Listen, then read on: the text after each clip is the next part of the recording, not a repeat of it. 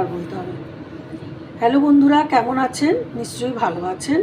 আজকে আমি একটা শাহি নবাবি সেমাইয়ের ক্ষীর করে দেখাচ্ছি।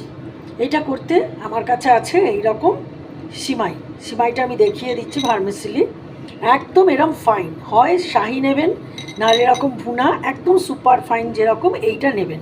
এতে জিনিসটা ভালো আসে আর কি হলো।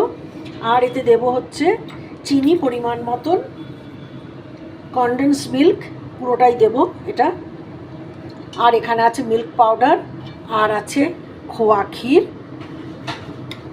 আর আপনারা বানাতে জানলে খুবই ভালো। আর আছে একটু কর্নফ্লাওয়ার।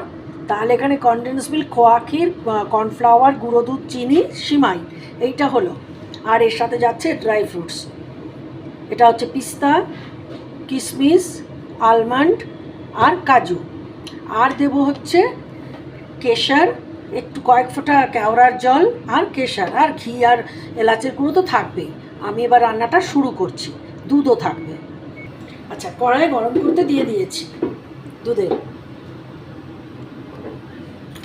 এটা এখন দুধের কড়াই বলছি, এটাতে আস্তে আস্তে আগে ড্রাই ফ্রুটসগুলো ভেজে তুলবো, সুজিটা ভেজে তুলবো। আমি এই কড়াইতে একদম গাওয়া ঘি বেশি করে দিয়ে দিলাম। বড় 1 টেবিল স্পুন, এই 2 টেবিল স্পুন, পুরো এই টেবিল স্পুনের ঘি দিয়ে দিলাম, গাওয়া ঘি।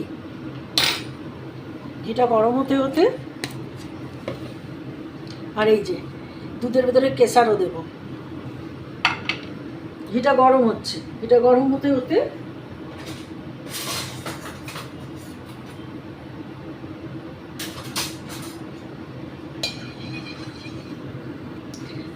ড্রাই ফ্রুটসগুলো একটু ভেজে নিচ্ছি।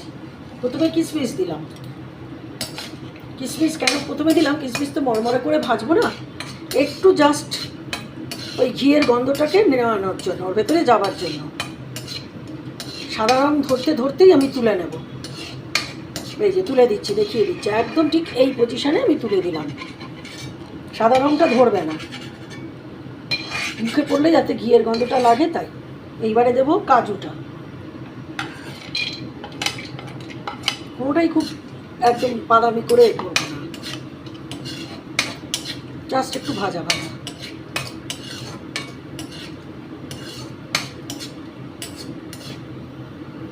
এইরকম ভেজে তুলে নিচ্ছি। এই যে দেখাতে পাচ্ছি তো, ঠিক এই কালারগুলো কিন্তু থাকবে, কালারগুলো বাদামি হয়ে যাবে না।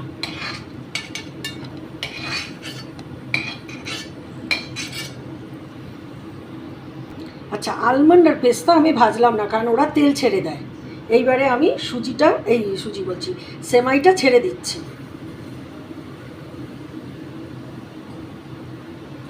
ছেড়ে দিয়ে সেমাইটা নাড়বো, ভালো করে ঘিয়ে ভাজবো।